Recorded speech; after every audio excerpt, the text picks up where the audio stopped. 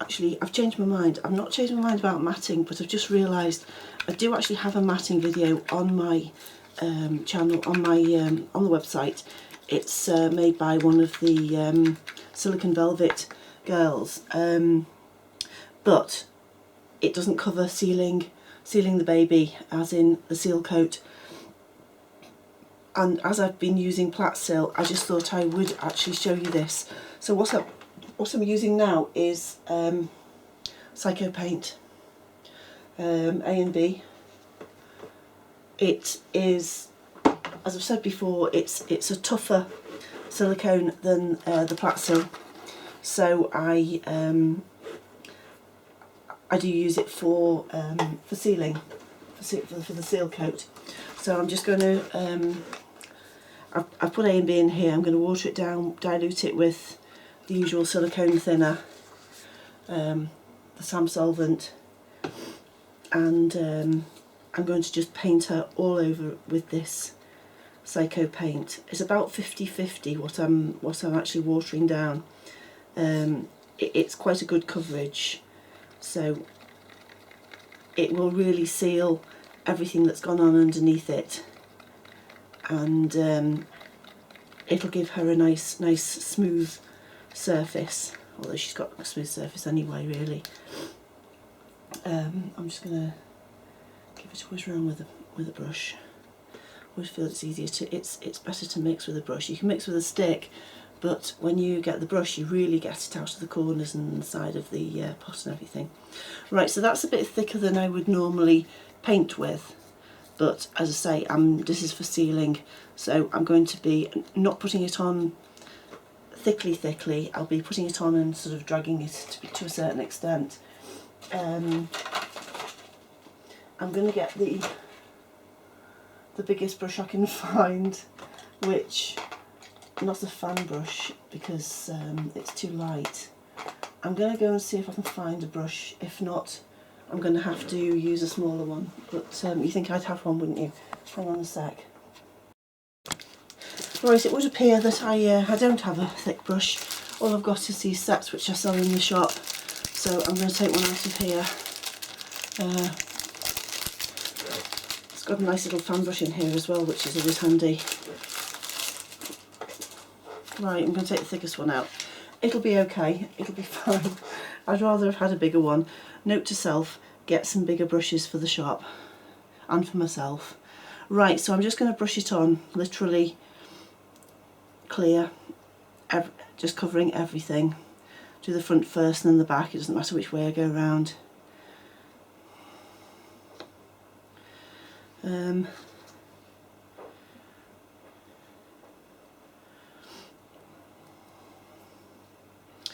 I love seeing the baby at the end. I can't wait to see her matted. I can't wait to give her a cuddle.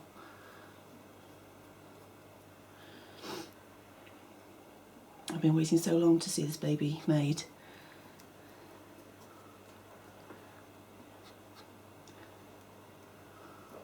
Obviously I don't want any drips, but it doesn't matter too much where I finish it here, because as long as there's no edge or drips, it's clear. So the other side, when I come to do the other side, I can just go up as far, approximately as far. I'll be able to see where I've gone up to, because it'll dry nice and shiny. Well, not nice and shiny, it's not ideal to have a shiny baby, but you know what I mean. I'll be able to see where I've gone.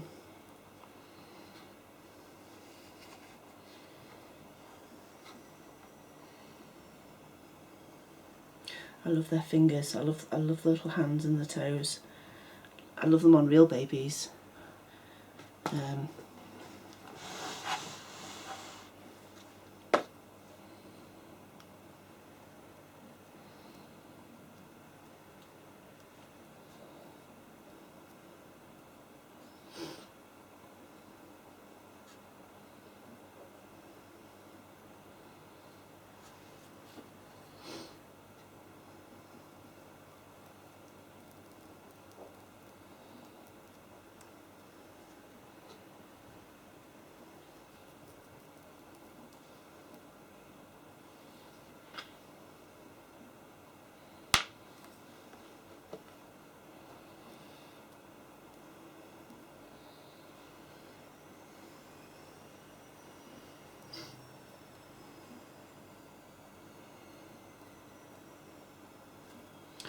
far as the foot goes, I'll just do what I can get to this side, and then when she's turned the other way around, I'll do what I can on the other side.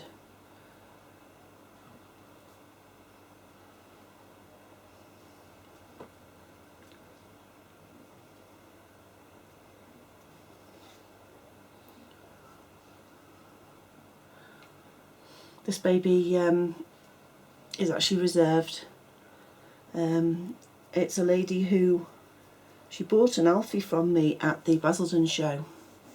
She was there with her sister, and she fell in love with Alfie, and she got an Alfie, and then they got back in touch and said, could I have a little girl? So I said, well, I was sculpting a little girl at the time, and they said, oh, could they have one? So they actually went on the list for the little girl before I'd even finished sculpting her. They hadn't seen her, but they were just like, yeah, I want a little girl. She's going to be like similar to Alfie. So she's been on the list since before Christmas last year, along with a few other people. There's a few other people saying the same. I was taking orders, or pre-orders. Obviously we weren't taking money, but we were taking pre-orders for this little one before she was even finished in clay, let alone in silicone. So this is the first prototype. This is the first time some of these people will actually see her in flesh, and it's the first time I've seen her in flesh, obviously. So I hope they're happy with her. I think the lady's name is June. I get confused between the three sisters, and I get confused which is which, because it's usually the sister who gets in touch with me, because the lady who's getting her doesn't have email. So I think the actual lady who is actually getting her is called June, which is really weird for me, because, well, not weird, it's just one of those things, because I think I mentioned when I was fixing her, this baby, that on the video, that I named her Effie because she was the baby I really wanted to sculpt, and I'd been wanting to sculpt for a while, and I didn't know what I wanted until she came, and I just knew she was beautiful. I just loved her, and I named her Effie because my grandmother's name is Effie. I think I did tell the story before, I'm sorry to be repeating myself, but my grandmother was called Euphemia, and she hated the name. It's a Scottish name. She was named after her grandmother, and she never liked the name Euphemia, but she was known as Effie by everybody. She hated the sort of like the formal version of her name. And Effie was such a nice name. You do hear of it occasionally in sort of old-fashioned books and things like that. I think it was in an Enid Blyton book, actually. There was somebody called Effie. So I decided, as she was special to me, this little girl, I was going to call her Effie. Now, I don't normally keep my own babies, just the occasional one. They're usually the chi babies, the fairies or star babies that I have kept. I've got a few, but I've not got any of the human babies that I've made. Just photographs. But I will definitely be making one of these for myself later on when we calm down a bit, if we calm down a bit. But there are an awful lot of people waiting for this little girl, one of these little girls. So yeah, I'm really pleased with her. I think she's my best work yet, actually. You know, I've not been going for that long. I started in reborning in 2000 and when was it?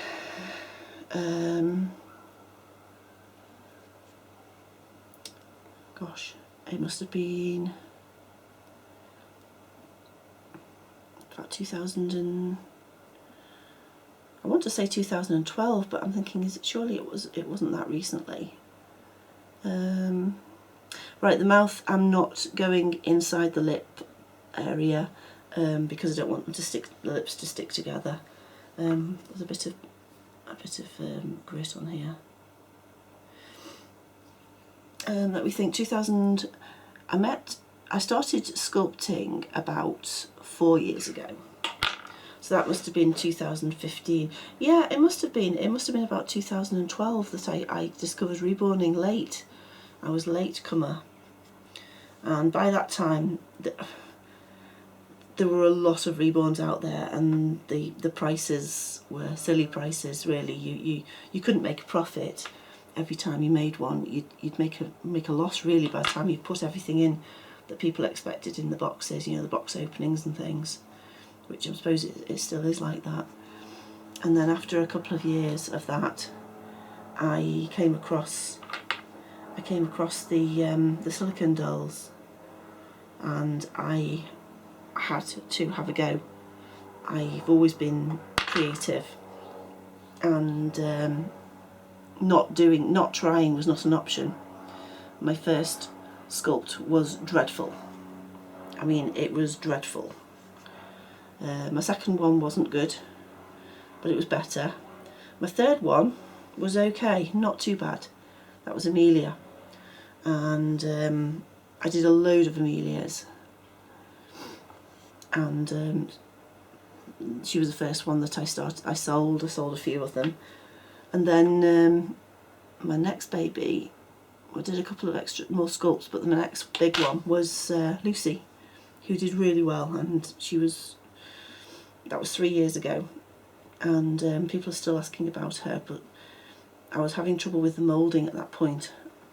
There wasn't a lot of information around, and I spent a lot of money trying to learn how to do it, which is one of the reasons I do like sharing information at the moment. You know, now I like to pass on the information that I've learnt, because I would have loved that when I was learning. I would have loved somebody to advise me and help me, to tell me what to use, what products to use, and where to get them, because there was no information at all in the UK at all, not that I could find.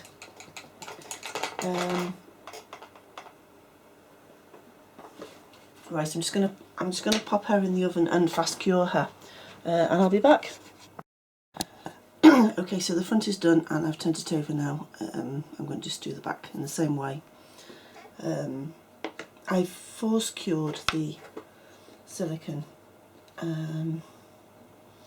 I hope it's not cured, because one of the reasons is I left the brush on the side. Stupid. So if the silicone had cured, it would have cured on the brush as well, which would have ruined the brush, which is why I've never got a brush handy. Yeah, it's cool. So I think I was in the middle of telling you a story, and I interrupted myself, and I can't remember where I got with it now, but I was telling you about the lady who is going to be hopefully having this baby, right? I told you about how I've named this baby Effie after my grandmother. Well, this lady who has two sisters, and the three of them have been communicating with us, and I'm fairly sure the lady who is actually going to be having the baby is called June. And my mum's name was June. I lost my mum about 6 years ago.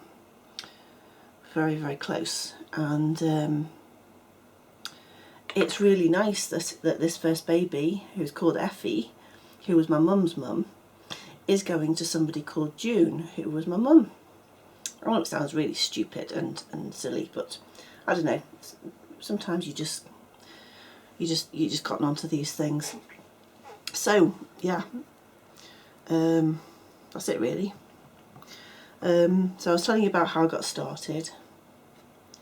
So I started reborning, and then I saw these gorgeous silicones on the internet. The first ones I think that I saw were Anne Huang who I actually met only this year, which was a huge honour, because I've been looking at her babies on the internet for so long. And then obviously Romy Stryden, her babies are and were and probably always will be in my mind, the absolute best. Absolutely gorgeous. Obviously not everybody's within everybody's budget, but absolutely perfect. So I used to sit and look at these babies and think, wow. Because I remember the first reborn kit I got through the post. I remember which one it is, but I won't say because you know, reasonably obvious reasons really. And I opened up the kit and I took the head and the hands and the limbs out of the packet, and I sat and cried because it was so beautiful. I mean, it was just so beautiful, this baby.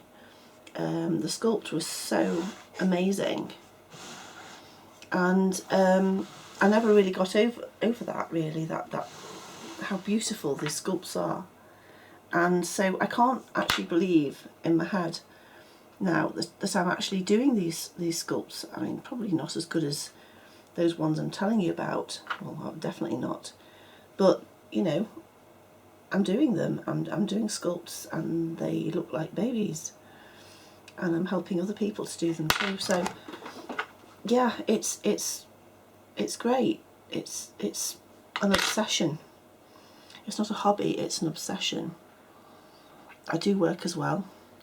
I work 3 days a week, and those 3 days I live for coming home and making babies, basically. And we've all got funny stories to tell about, you know, having baby parts around the place.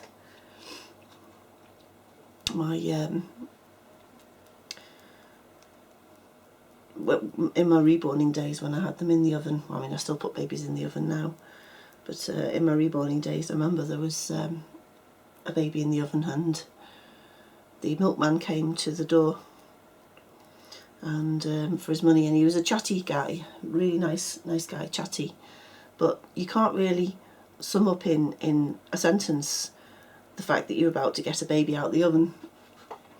And not satisfactorily, not when somebody just doesn't know about that side of you, and that weird side. And you know, I didn't want to give the poor man a heart attack, so I had the timer on, and I knew it was going to go any minute. And he was standing at the kitchen door with me, chatting away.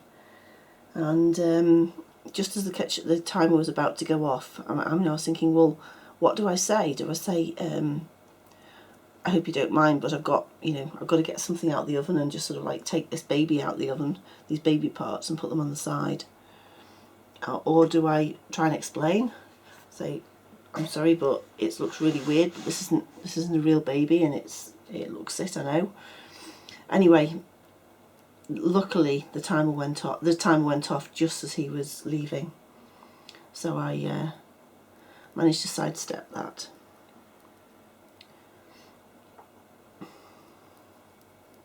But there's been a few moments like that. When I first started sculpting, I used to use monster clay, which is the sort of a wax-based clay, and it hardens at room temperature. You warm it and then it hardens, but in the warm weather it's really difficult to get it really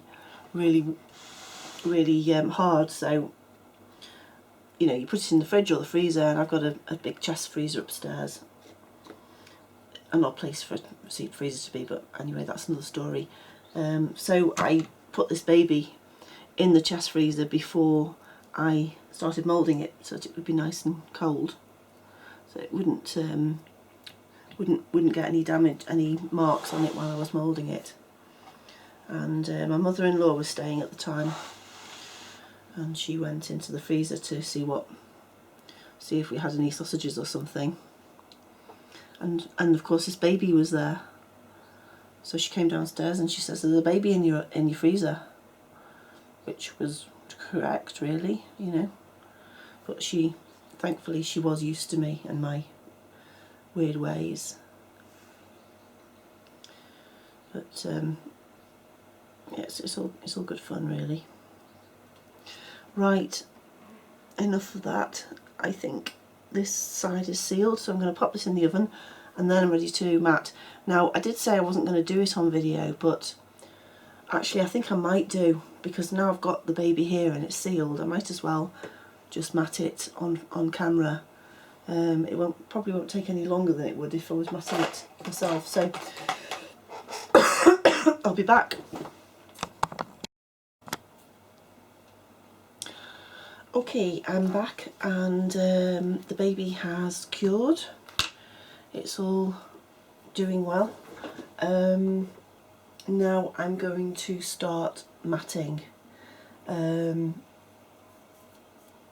If I can find my twizzle sticks. Here we are. Yeah, I'm going to be matting little Effie now.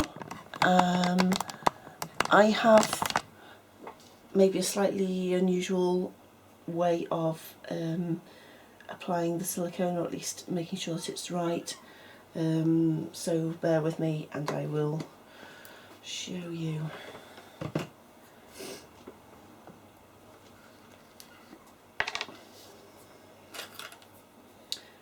Right, we sell 2 matting powders on the website, Silicone Velvet and Sand Matting Powder. They are, in my opinion, the best matting powders you can buy, both of them. I can't choose between them, so I don't ever. Sometimes I use one, sometimes I use the other. And I think they're both as good as each other, so there's no point saying which is the best because they are both excellent powders. I was going to move the camera slightly. There we are. So what I'm doing is I'm using Psycho paint, as I did for sealing the coat. I'm just mixing it up and I'm going to add some thinner, about the same as I did before, about the same again, about 50-50. There we are, maybe a teeny bit more. We don't want it too thick, but obviously we don't want it too thin. I find this is the best way. There are loads of different ways people go about their matting. For those of you who have started out in the bad old days like I did with powders that were rubbish, and we tried every single different way of doing it, waiting for the silicone to start to cure before you add it to the top. The powder I started out with, and I think I've still got a video on YouTube showing it,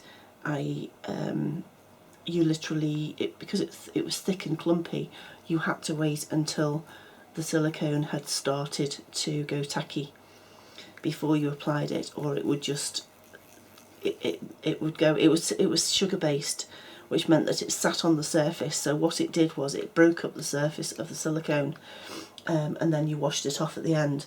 So it didn't actually stay in the silicone. Whoops. So I have my Psycho paint, I have my powder, which I've put into a little dispenser thing. I have these little dispensers on the shop, or at least I will have. They're nothing fancy. They're just to my mind easier to manage than anything else. Just at the moment, it's my fad. Right, I'm getting out a new matting brush. The brushes do last, but they tend to get clumpy, and once you've used them a couple of times, they can get silicone stuck to the edge and of them, and and matting powder, and it gets all clumpy, and then it goes on to the next baby. So, to be honest, for the price of a silicone baby and the fact you might ruin it, I would not chance using a brush that you've used a few times before. It's just not worth the effort. So I'm going to use the brush that I used before, which is my only brush that's bigger than about a millimetre, and I'm going to brush it all over the back. I'm going to do it in two halves, the back and then the front. I'm putting it on fairly thinly, even though its texture is as it was before, sort of quite thick really, sort of 50-50 silicone and thinner, but thicker than you would use for painting. And I'm literally putting it on quite thinly, giving it a really good covering, but not leaving a thick gungy layer. What we want at the end of it is a damp baby, not a wet sticky baby. You want a damp sticky baby. So I'm going to cover everything.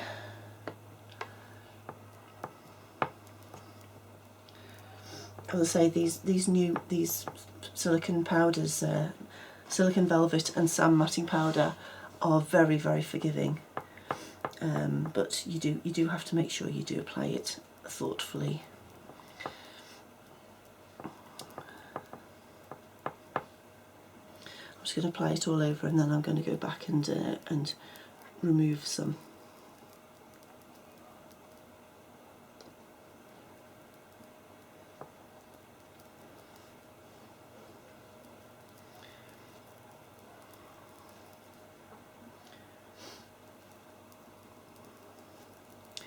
Important that you cover every bit, especially in a piddling brush like mine. I'm not going to worry too much about the fingers, because what I'll do is when I turn her over, I will redo the hands anyway, to make sure that I've covered every bit of them. So the hands and the feet I'm not going to worry too much about on this side.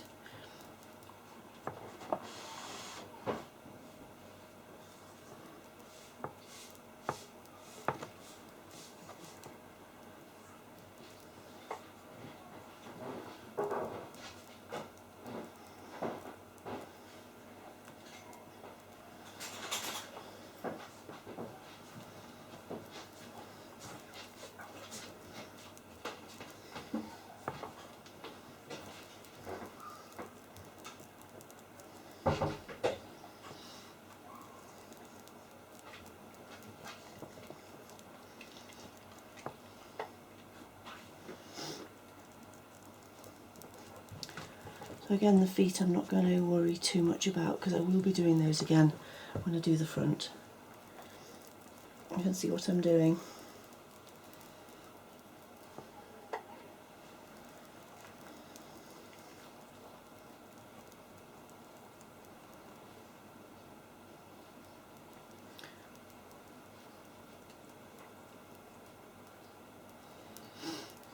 Right. What I'm going to do now is literally drag any excess off and wipe it off with a towel off my brush.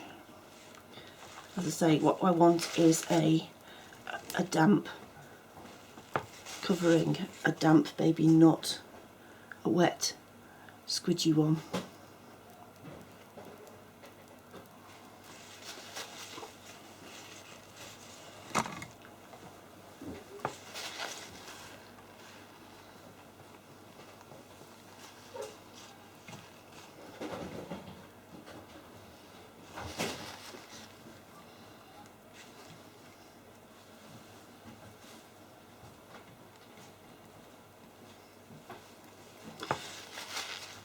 If it's too thick, what will happen is the matting powder will clump too thickly.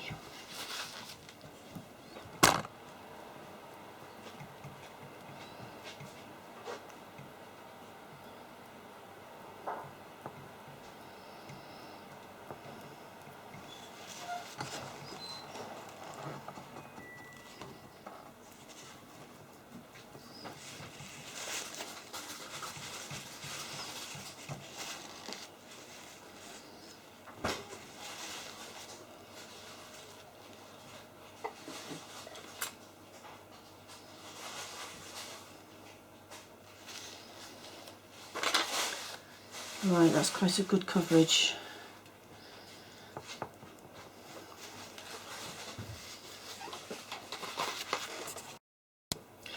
Okay, what I do now is I get rubber gloves, well not rubber, vinyl gloves.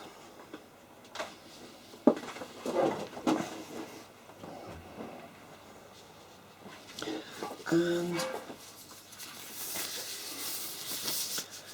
I put them on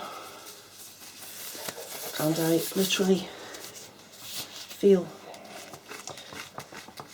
for the baby for excess bits, taking off any excess and just dabbing it and leaving just a damp surface, slightly sticky, well very sticky obviously, surface.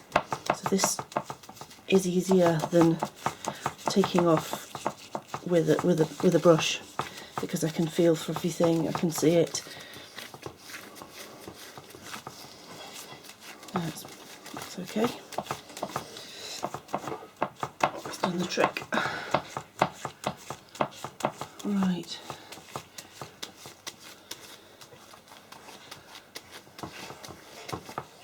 Right, that's that done.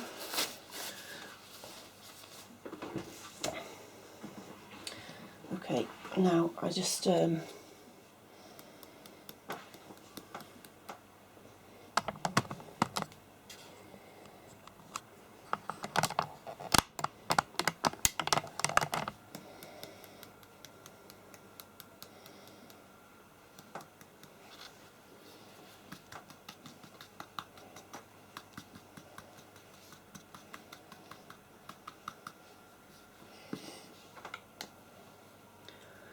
be mean with the powder, because you want to make sure you've got enough on. Anything excess will fall off the baby onto your board, and you can always pick it up and use it afterwards, but you don't want to be mean and not put enough on. It's amazing how little powder it actually takes, actually.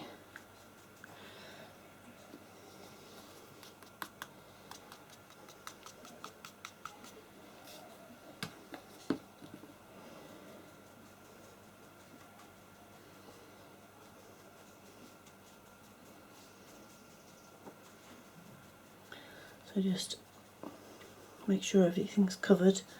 Don't want any little sticky bits, little shiny bits. You can see where it's not covered because it's shiny, shines through.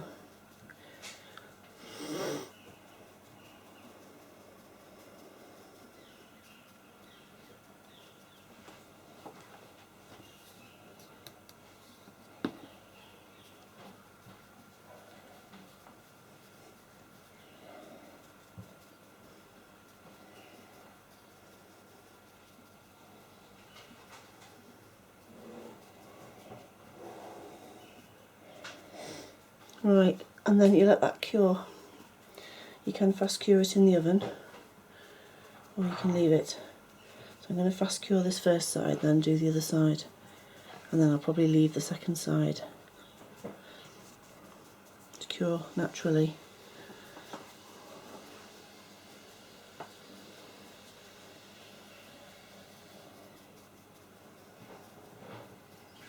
There we are.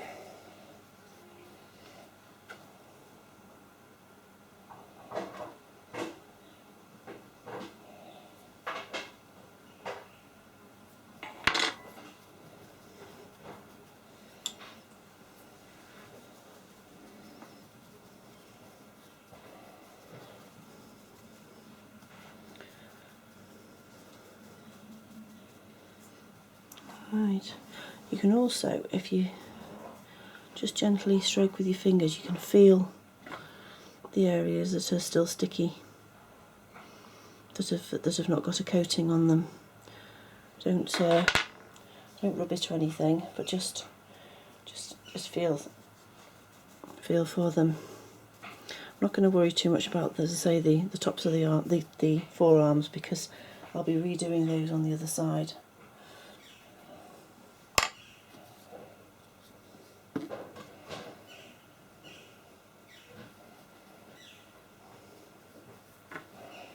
But you can feel where it needs doing.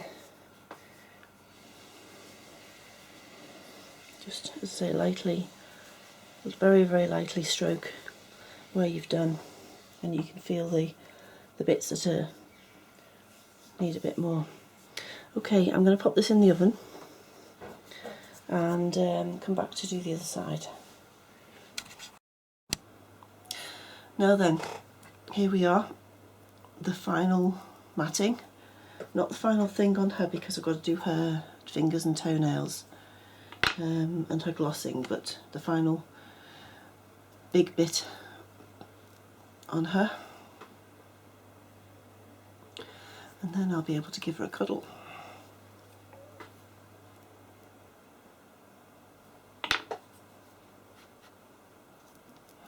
So again, I'm using the Psycho paint. I'm applying it reasonably thinly and then dragging it off. And I'll be using the same method as I did earlier on the other side.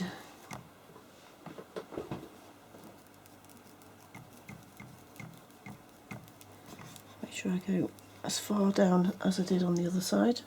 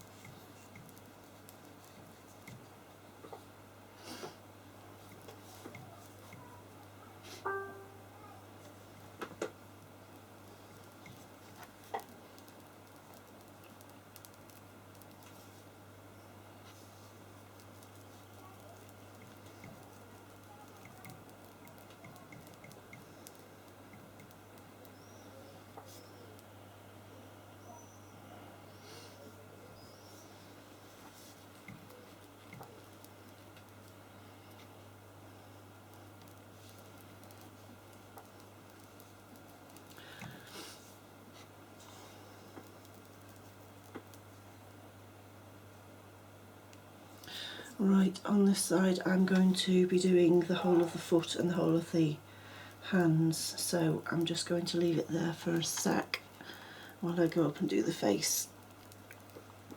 Just make sure that everything's covered.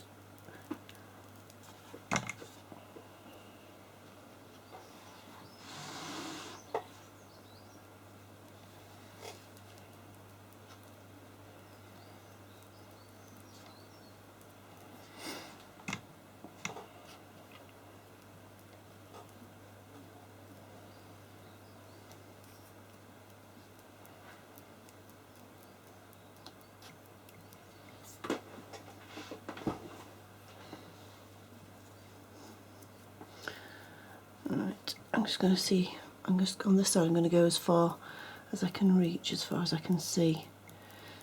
I don't want to risk any areas not getting covered.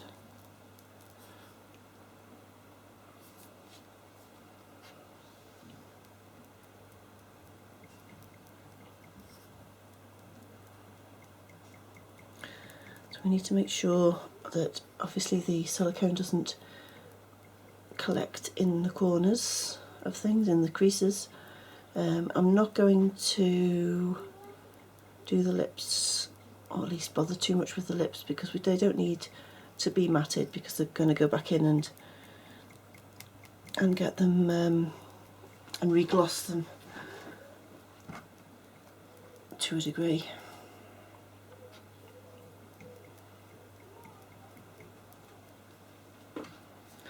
Right, I'm going to put my gloves on now, and then I can handle the hands and more or less do it by feel, if I can find them.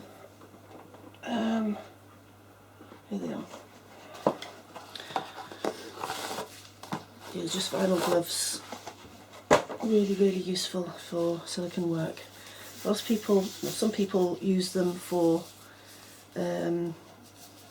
painting with as well.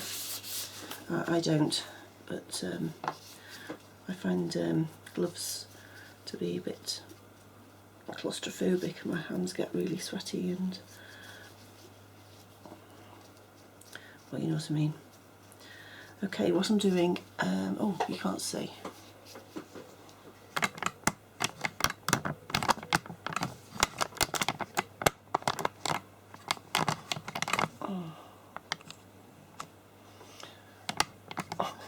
Right, what I'm doing is I'm painting the whole of the hand, and then I'm just making sure that it's covered, well covered, the hand and the arm, with my glove, a bit like I did before, whereas I was taking it off with before. I'm just going to leave it there and do the same with this one.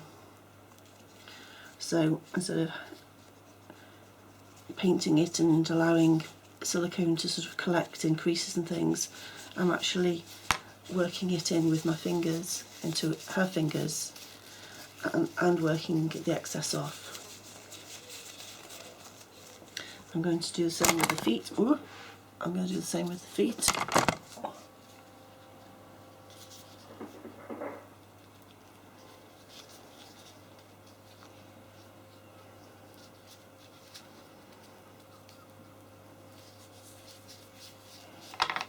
Just make sure I've got it. At the moment I'm just making sure it's well covered, not so much that the excess is off, because I'll be coming through and doing that. There we are.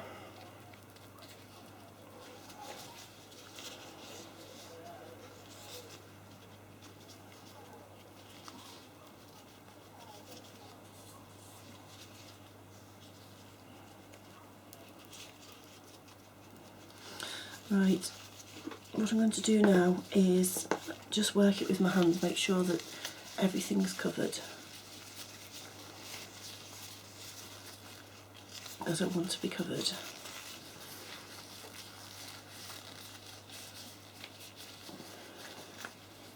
And I'm going to take these off and put a new pair on to take the excess off. Because my hands had probably more silicone on them than the doll does.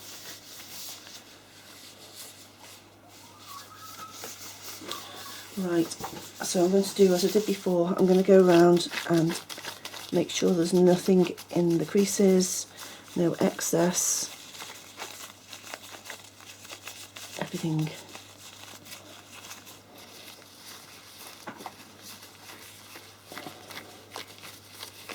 It's a really good way of doing this, this sort of getting rid of any excess, so that what you end up with is a damp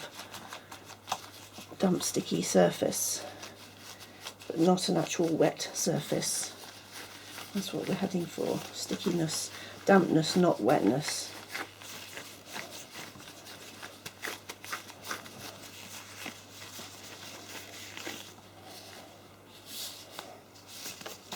Certainly don't want it to be collecting in the creases and things. Right.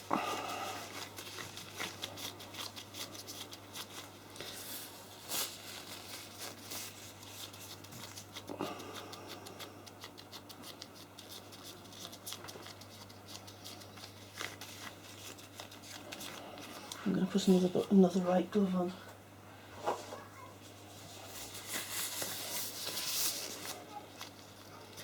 It may seem excessive use of gloves, but I assure you it's a lot more economical than wasting a whole baby by doing something wrong. There we are. Now, sweetie pie. Right, I think she's ready to be powdered.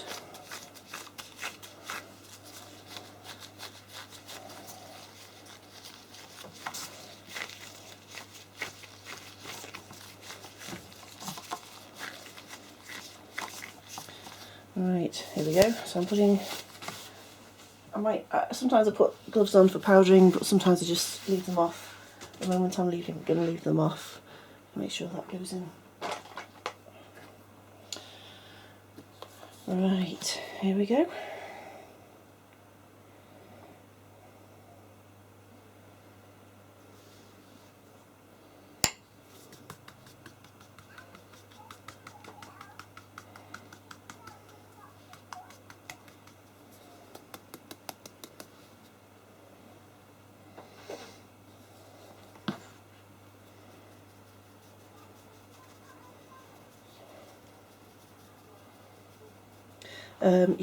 I should say you should wear a dust mask when handling any kind of powder like this. It can get into your lungs. It's completely non-toxic, this powder, but you don't want to breathe in stuff, even non-toxic stuff, do you? Not really. Not ideally.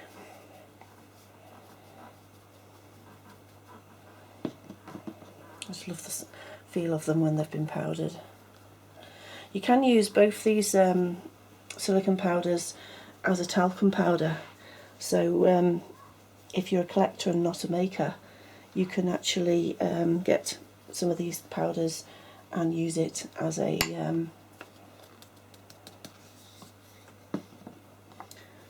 talcum powder. It's harmless to the baby. It's good for the silicone. It makes it last longer. It'll make the matting layer last longer. So if you get some and use it in between, say if you do give them baths, when you've given them a bath, or when you're dressing them, just put a bit of powder on. It'll help. It'll help them have a longer life, basically, before they need. I mean, if you handle a silicone a lot, this matting powder is going to rub. You know, you're never going to get it last forever if you handle them, quite a bit. There's nothing wrong with handling them, but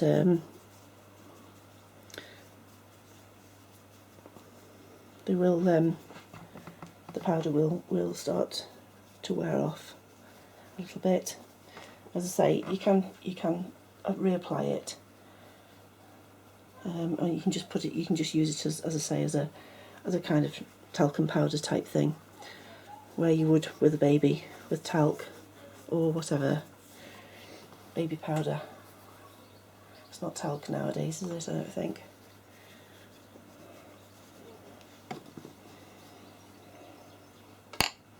So I've just felt and spotted another area that hasn't been covered.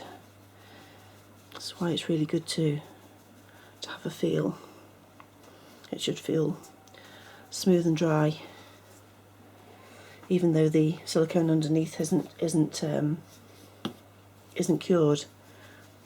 The surface, if you just touch it lightly, don't drag on it, don't do anything with it other than just touch it, and it should feel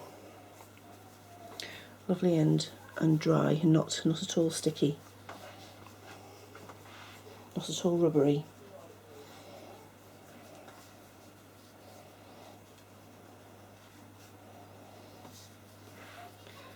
So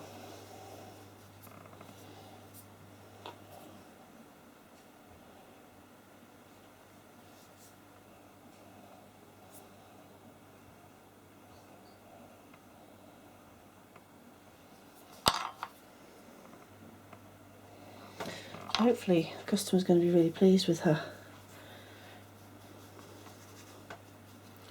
It's nice to know she's going to go to a home where they've already got and Alfie. So her little brother's there already.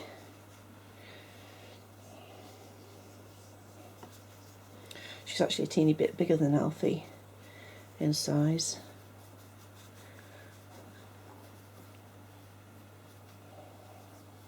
Right, I think she is covered. She's coated. She's good to cure. I can't put her in the oven because we've got a roast in there, so I need to just leave her. Normally, if you're not going to fast cure them, you should really leave them a good 24 hours before you handle them. Really, let the silicone cure. Even fast curing them, you should still not handle them greatly for 24 hours at least, even when the silicone's been cured in the oven.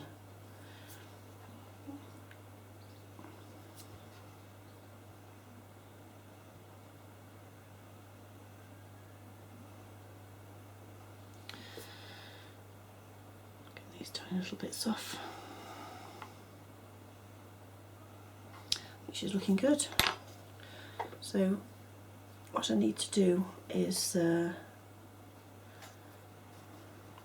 fingernails, but I'll see if I can fast cure her when the oven becomes free and do them tonight. I'd really like to get her finished tonight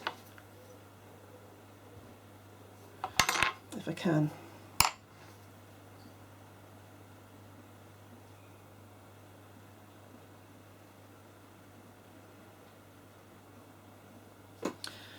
Right, I'm going to leave her for a little while.